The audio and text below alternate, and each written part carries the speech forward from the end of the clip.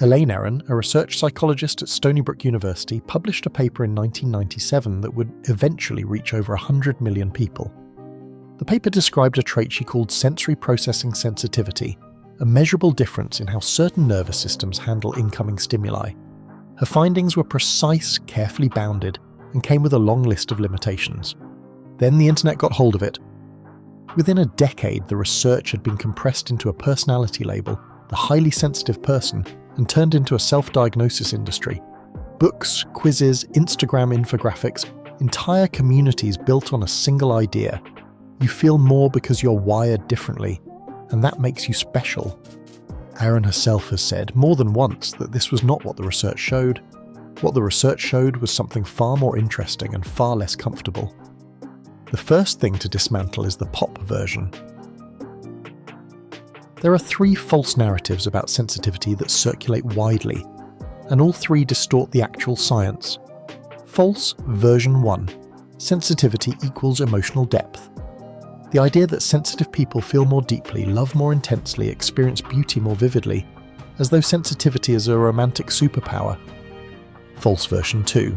Sensitivity is the same as empathy. The claim that highly sensitive people are natural empaths who absorb the emotions of those around them. False version 3.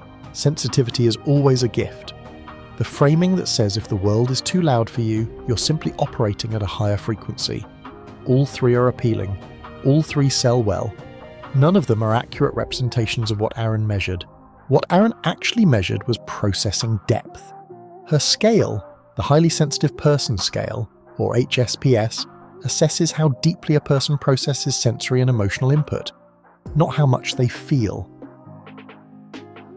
How thoroughly their nervous system processes what comes in. The distinction matters enormously. A person scoring high on the HSPS does not necessarily have stronger emotions. They have a nervous system that takes longer to complete the processing cycle. More neural resources are allocated, more connections are made, more implications are computed. The input goes deeper into the system before a response is generated. This is why sensitive people often need more time to make decisions, more time to recover from stimulation, and more time to process emotional events.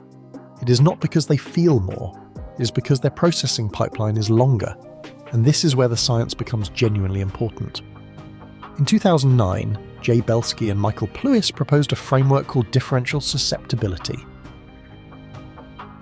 Their argument, backed by the converging evidence from genetics, developmental psychology, and neuroscience, was this. The trait that makes a person more reactive to negative environments is the exact same trait that makes them more reactive to positive ones. Not selectively reactive, equally reactive, in both directions. Sensitivity is not a filter that lets in the good and blocks the bad. It is an amplifier. It increases the volume on everything that comes through. A highly sensitive child raised in a stable, supportive, emotionally attuned home develops better emotional regulation, stronger social skills, and greater resilience than the average child, measurably, consistently across studies. The same child raised in a chaotic, neglectful, or emotionally unpredictable home develops worse outcomes than a less sensitive child in the same conditions, also measurably, also consistently. The trait does not protect. It does not select, it magnifies. Whatever the environment delivers, the sensitive nervous system takes that signal and turns the dial higher. This is the part that the pop version skips entirely. Because it is uncomfortable. It means that being highly sensitive in a supportive environment is genuinely advantageous, but being highly sensitive in a toxic environment is genuinely costly. The trait is not inherently a gift, it is a multiplier. And multipliers are only as good as what they multiply. Acevedo and colleagues confirmed this at the neural level in 2014. They scanned people scoring high on Aron's scale using fMRI while showing them images of their partner's facial expressions, happy and sad. The high SPS group showed significantly greater activation in brain regions associated with awareness, empathy, and action planning. Not just for positive emotions, for all emotions. The sensitive brain did not selectively amplify the beautiful. It amplified everything, including pain, discomfort, rejection, and ambiguity.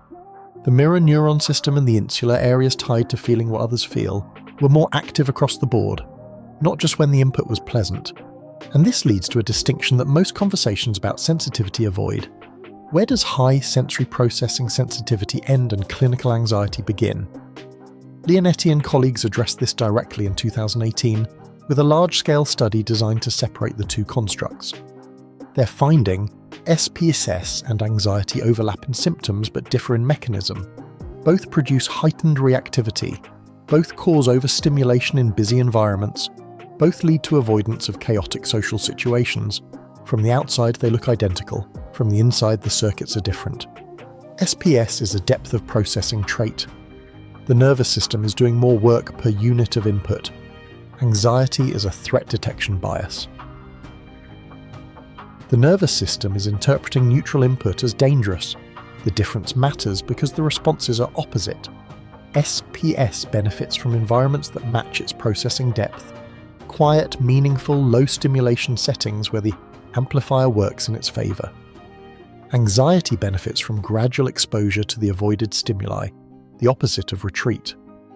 Treating SPS as though it were anxiety leads to unnecessary pathologizing. Treating anxiety as though it were SPA leads to comfortable avoidance disguised as self-care. What this means for real life is not a label. It is a calibration. If your nervous system processes deeply, and about 15 to 20% of the population scores high on Aron's scale, across genders, across cultures, then the question is not whether you are sensitive. The question is what environment you are running that sensitivity in. Because the amplifier does not care about the content, it amplifies. A deeply processing nervous system in a relationship built on trust and communication becomes a tool for extraordinary connection. The same system in a relationship built on unpredictability and criticism becomes a mechanism for accelerated erosion. The science does not say you're gifted, it does not say you're broken, it says you're running a higher resolution system that requires more careful input management. That is not poetry, that is engineering. This week covered 3 territories: the exhaustion of social contact, the disappearance of close friendship, and now the mechanics of deep processing. All 3 share one thread. A nervous system that operates differently is not better or worse. It is specific, and specificity demands precision, not in how you label yourself, but in how you design the conditions around you. Sensitivity is not something you overcome, and it is not something you celebrate. It is something you calibrate. And calibration starts with understanding the mechanism, not the myth. Next week, the other end of the spectrum, people who stay calm when everything around them is burning. The mechanism behind that calm is not strength, it is something else entirely, and it is not always what it looks like.